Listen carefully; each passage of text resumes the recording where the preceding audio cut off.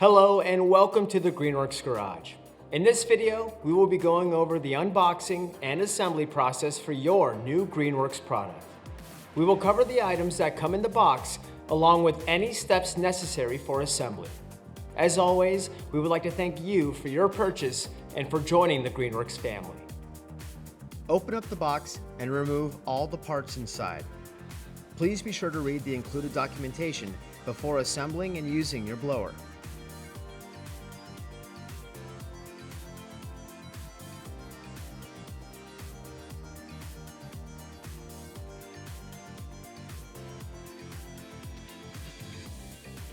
Assemble the blower by sliding the tube until the tube release button engages into the slot.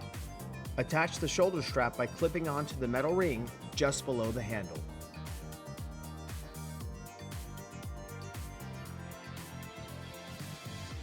If you are following along during the assembly process, your new Greenworks product is now ready for use.